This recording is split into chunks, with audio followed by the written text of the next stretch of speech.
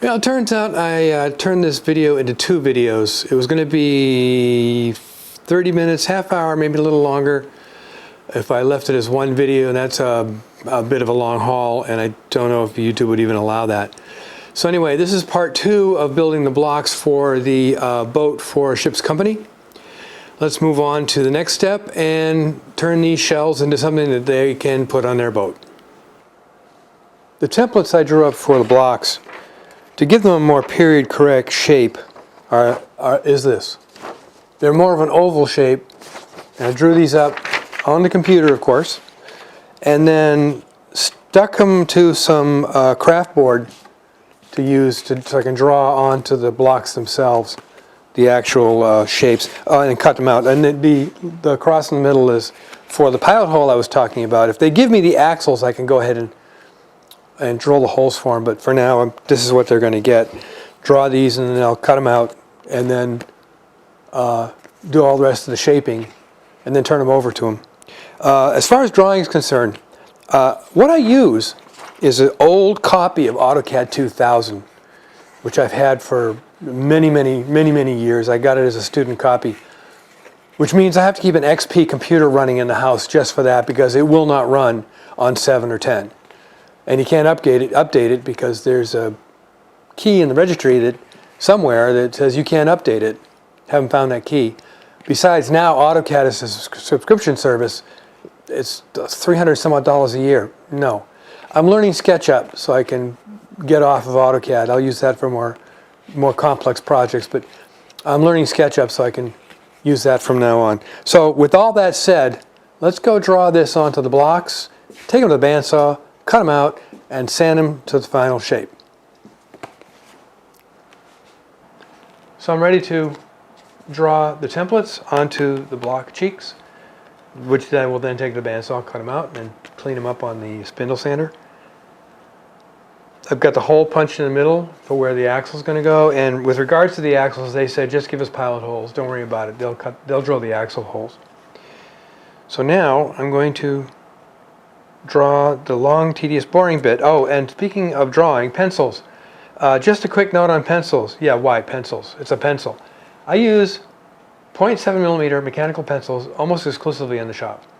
They give me a crisp line, a fine line, and they don't break as often. If you use a 0.5mm, you're going to be breaking those things all the time. This is a little bit more meat into it, so it definitely gives you more time on the graphite.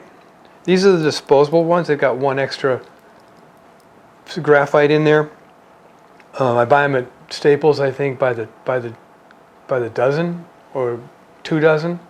Put them in a cup and then use them up as I go along. So let's get started. And since this is long and tedious, we'll just go through this quickly. Speed it up.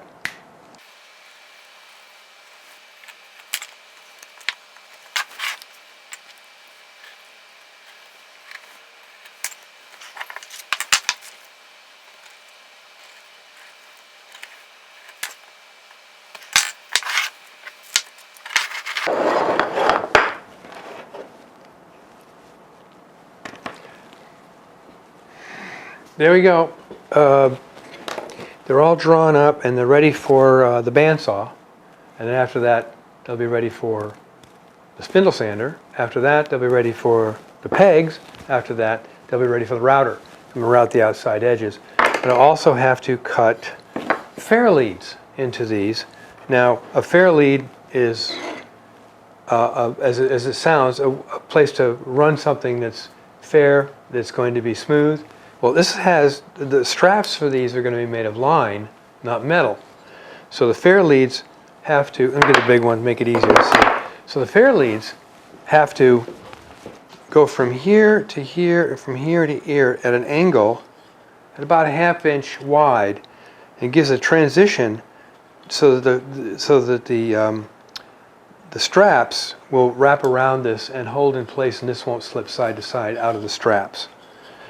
If you were using metal straps, they would be embedded in the cheeks on the inside here, holes, and then the hook up here or whatever for the strap. But the straps on these are going to be made of line.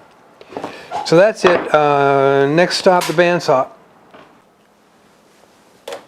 Little change of plan. Going to drill the holes first for the pegs before I shape these, because it's a lot easier to do that when they're square. I set up the drill press with a stop on either side. I can stop here, drill a hole, stop here, drill a hole, flip it around, do the same thing. And I'll redo the jig for the larger blocks when I'm ready to do those. So let's get started. Drill all the holes, and then we can epoxy in the pegs, and then again let it cure, and then we'll shape these bandsaw and router.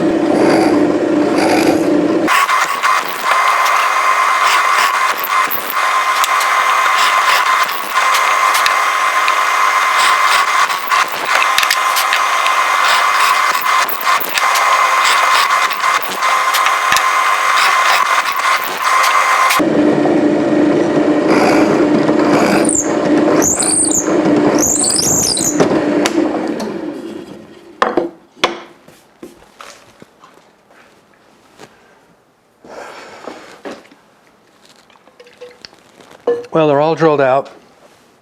Little holes for the little ones, bigger holes for these. These are going to be 3/16. These are 1/4. If you're questioning why I used a regular spiral machinist bit on the small holes, is because these dowels, of course, are never the diameter they say they are. So I had to step it down about 5 to 8 thousandths to get a nice snug fit. It's not too completely snug, but it's tighter than just floating in there. The epoxy makes up for a lot of that. Like I said, these are mostly just for show because the epoxy will hold these together. Next step, of course, we're going to go back to the epoxy station and we're going to cut and glue in all these dowels. So I'm back at the epoxy bench, which is my outfeed table with plastic on it. I've cut dowels to the right length. They'll go through the blocks, tapered the ends. Going to mix up some epoxy and wood flour, a little looser than before. I don't need a lot of it because I'm just coating the leading edge of the dowel and then driving them through with the good old Warrington hammer. So let's get the epoxy mixed.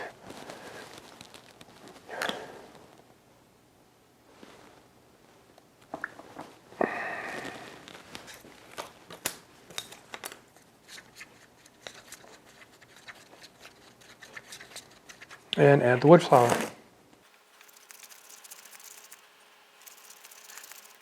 That's about it. Well, maybe a little bit thicker.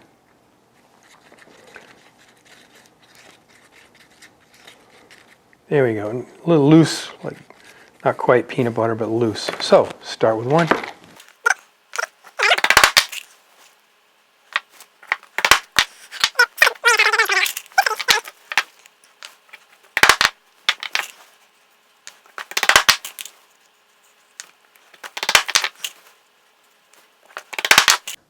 Well, there they are. Got them all pegged up.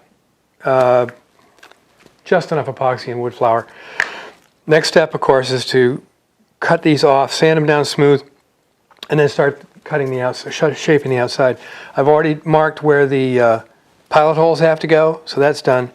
So let's wait for these to cure, and then we'll go ahead and start on the finishing process.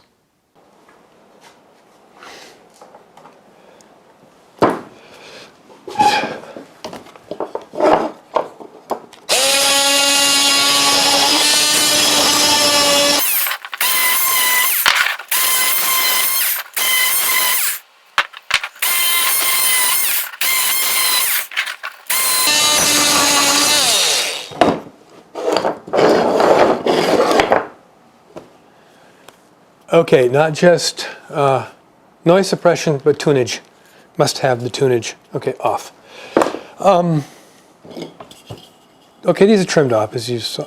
And now I'm going to go ahead and cut out their shape on the bandsaw. I'll show a couple of those, but then continue on without video. And that from that point on, it's a matter of just doing the finish work to make them look good and work and function. But can't really tell about the functioning until they put the shivs in. All right, let's cut them out.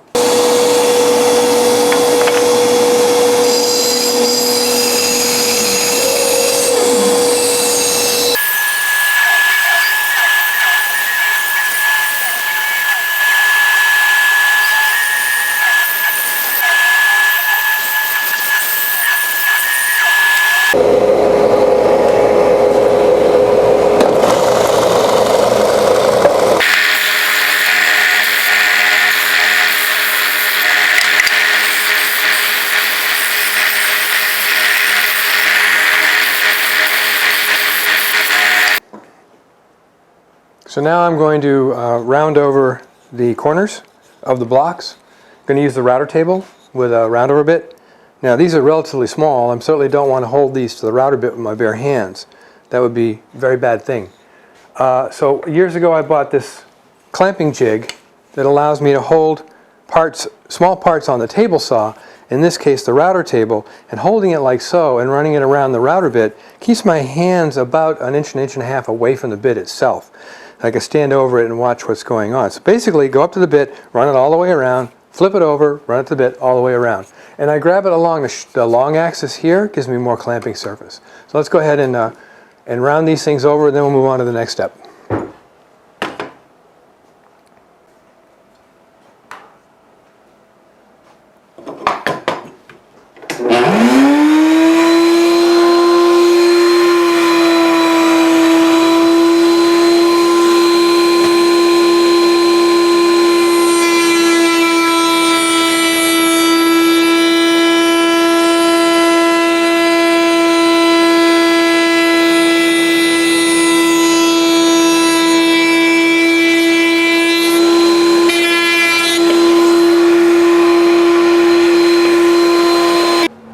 Okay, all the noise is over with, so they're rounded over nicely. I mean, I've got a little sanding to do to clean up some of those, and some of the end grain here.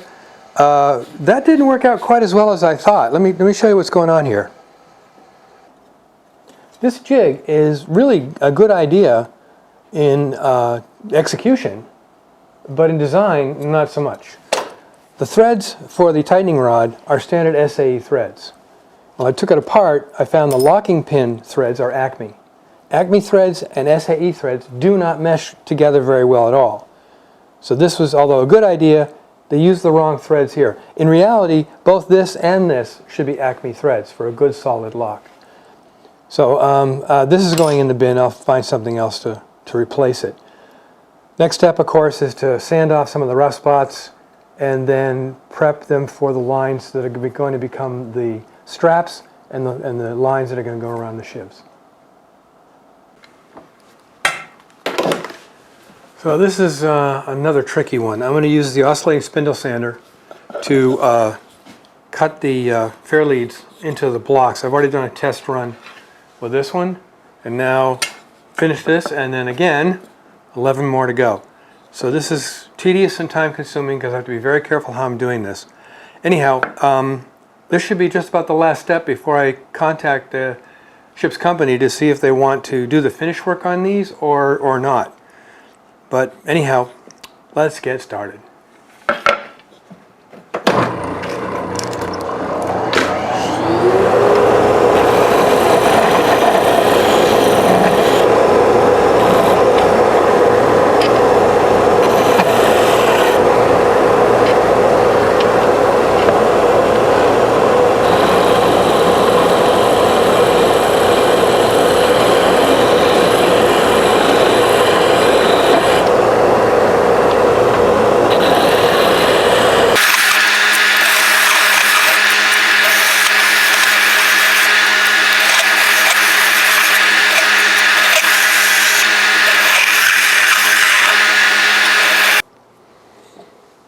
All sanded, fair leads are run on both sides so that when these are the straps, which are lined, are done around these and knotted, this will hold in the boat very nicely, or just one down here, whatever. I don't know how they're going to set these up in the boat. I don't know where in the rigging these are going.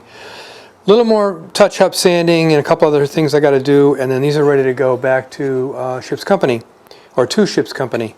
And I just got to find out if they want to do the finishing on these or not. I prefer they do them because it's their boat. They have to do things the way they want them to be done. All right, touch-up sanding, and then off they go.